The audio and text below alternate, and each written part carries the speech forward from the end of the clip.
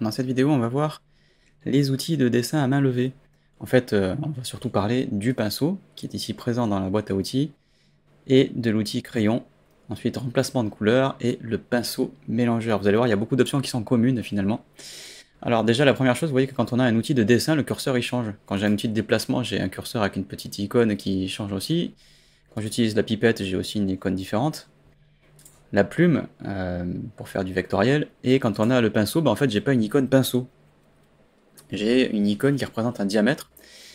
Et ce diamètre, c'est en fait la forme de la brosse. Alors, quand je fais un clic droit sur la toile, donc le canevas, en gros l'image, quoi, je peux régler l'épaisseur et je peux régler la dureté. Alors c'est deux trucs. Alors vous voyez que du coup le curseur il a changé, hein.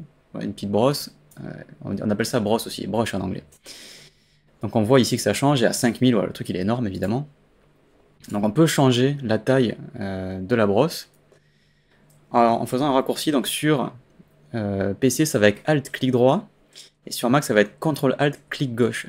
Et ensuite, dans les deux cas, que ce soit sur PC comme sur Mac, une fois qu'on a fait l'une ou l'autre des combinaisons en fonction de son système, de gauche à droite, vous voyez qu'on change le diamètre de la brosse. Vous voyez ici, il me dit en pixels la taille, hein. Et de haut en bas, on va changer, vous voyez, la dureté. Et si on fait CTRL, ALT et commande, donc c'est avec SHIFT, CTRL, ALT, clic gauche sur PC, on va faire apparaître un sélecteur de couleurs pour choisir une couleur. Donc CTRL, ALT de gauche à droite, de haut en bas, et si on rajoute commande sur Mac, on va avoir le sélecteur de couleurs. Donc ça c'est valable pour tous les outils de dessin. En tout cas pour les outils de dessin où il y a une couleur. Par exemple, on peut considérer que le tampon c'est un outil de dessin parce qu'il y a une brosse, donc on peut faire le CTRL ALT ou Alt clic droit sur PC, hein, toujours pareil, essayez de convertir dans votre tête quand je dis ça. Donc on peut changer la taille et changer la dureté. Par contre, pour changer la couleur, je peux, mais ça fera rien, puisque évidemment le tampon de duplication, il ne va pas peindre en couleur, il fait juste que dupliquer des pixels. Donc voilà pour déjà les trucs de base comme changer la taille et changer la dureté. Ensuite, quand on a un clic droit activé, on a cette fenêtre, et on peut aller voir les différentes brosses. On peut augmenter la taille pour avoir un peu plus de place. Et par exemple, je peux prendre une brosse, parmi toutes celles qui sont installées, je peux aussi dans la roue cranter et importer des pinceaux. C'est comme ça que vous pouvez aller chercher des pinceaux que vous avez téléchargés sur le net, hein. Vous savez qu'il y a beaucoup de sites qui proposent des brushes, gratuitement ou payant.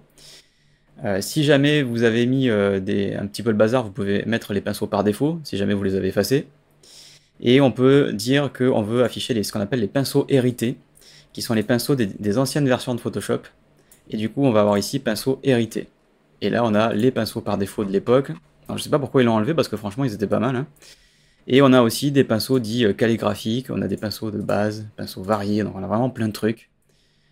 Et il y a aussi des effets spéciaux. Vous voyez par exemple ici rose dispersé, donc vous voyez que si j'augmente la taille, là je vois le diamètre, mais ensuite je vois l'aperçu. Voilà, en l'occurrence c'est carrément un dessin d'une rose. Donc le pinceau, il fonctionne par défaut avec ce qu'on appelle un anti-crénelage. Alors qu'est-ce que ça veut dire? Ça veut dire que si je peins, alors on va pas prendre la rose pour le coup, on va prendre vraiment une brosse toute bête. Donc quand je mets un coup sur le pinceau, donc là j'ai ma dureté qui doit être à 0, voilà, et si je la mets à 100, avec la même taille de brosse, vous voyez que du coup c'est évidemment beaucoup plus gros. Alors pourtant j'ai pas changé la taille, hein, mais comme il n'y a pas de contour progressif, c'est beaucoup plus gros. Et quand je dis qu'il y a un contour un peu flou sur les côtés, c'est parce qu'en fait vous voyez que la taille de la brosse, même si elle est très grande, elle a quand même un contour assez diffus. On va revenir en arrière. Si maintenant je prends le crayon, qui dispose exactement des mêmes options, vous voyez on peut faire un clic droit, etc. On peut même faire une dureté aussi d'ailleurs. En tout cas, il me laisse le choisir, mais en réalité, quand je donne un coup et que je zoome, on se rend compte qu'il n'y a pas d'anti-crénelage sur les contours. Donc en gros, le pinceau et le crayon, c'est exactement la même chose, si ce n'est que sur le crayon, on ne peut pas faire de lissage sur le contour. Donc ici, vous avez peut-être vu quand je clique sur le crayon, ou quand je clique sur le pinceau, hop ici, qu'il y a différentes options. Le mode, opacité, flux, lissage, etc. Et quand je vais dans crayon, voilà, vous voyez, alors du coup on voit bien que le mode de fusion, il est en normal. Je sais pas pourquoi la liste déroulante, elle est un peu plus grande ici. Peut-être que sur crayon, il y en a moins. J'ai même pas eu la curiosité de vérifier pour être honnête. Je pense que c'est la même chose.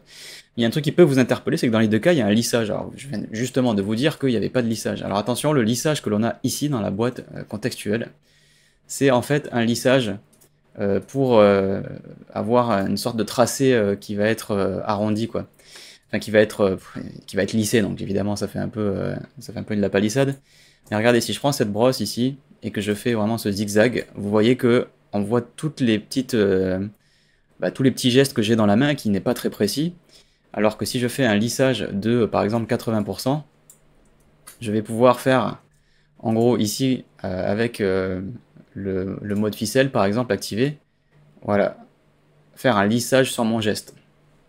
Et ça c'est hyper pratique. Si je le mets à 0%, bah, c'est toujours c'est l'anarchie, quoi. Mais si je le mets à 100%, voilà, avec la ficelle activée, on voit que j'ai pu faire un lissage sur mon geste. Et c'est donc aussi valable sur le crayon. Du coup, ça n'a rien à voir avec le fait que il n'y a pas de contour sur les côtés, enfin il n'y a pas de lissage sur les côtés. Donc on va mettre un mode ficelle tiré. Et là, vous voyez que voilà, j'ai la même chose, j'ai un lissage. Vous voyez ici, je fais exprès de trembler.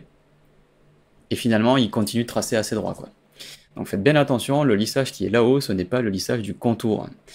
Et donc le crayon, bah, c'est plutôt un outil qu'on va destiner à tout ce qui est plutôt dessin d'interface, pixel art, tout ce qui ne nécessite pas de contour progressif sur les côtés, ce qu'on appelle l'anti-aliasing en anglais, donc l'anti-crénelage. Et donc ça fait que c'est les mêmes outils, il y a les mêmes options de brosse, mais il y en a un qui va être avec des options, avec donc un effet d'anti-crénelage sur le côté. L'outil remplacement de couleur, c'est en gros un pinceau, mais qui va me permettre de changer la teinte, la saturation, la couleur, la luminosité. Donc la couleur, c'est les trois. Donc comment ça fonctionne? Alors en réalité, c'est un petit peu particulier, hein. Donc regardez comment ça va se faire. On va prendre le pinceau, on va peindre, alors je vais enlever le mode ficelle pour le coup. On va peindre ici, et on va se mettre avec une autre couleur. Donc là, si je peins, je peins par-dessus.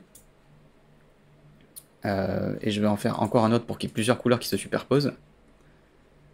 Voilà.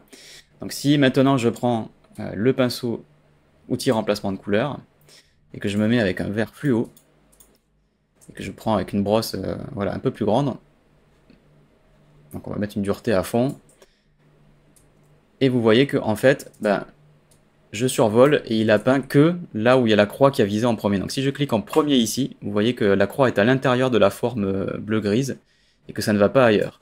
Si je clique sur le rouge, vous voyez que du coup la croix, elle me permet de remplacer la couleur. Et si je survole et que je mange le bleu, hop, là je finis par peindre dessus. Donc en gros, c'est un pinceau qui change la couleur parce qu'en fait il fait un coup de pipette en temps réel, quoi. Donc c'est pas un truc qu'on va utiliser tous les jours, mais qui est quand même assez utile. Donc voilà pour la présentation rapide des trois outils de dessin qui sont dans ce tiroir. Dans la vidéo suivante, je vais vous montrer le pinceau mélangeur et je vais vous parler un petit peu plus en détail des options de flux aussi, que je ne vous ai pas détaillé dans cette vidéo, histoire d'y aller un peu progressivement.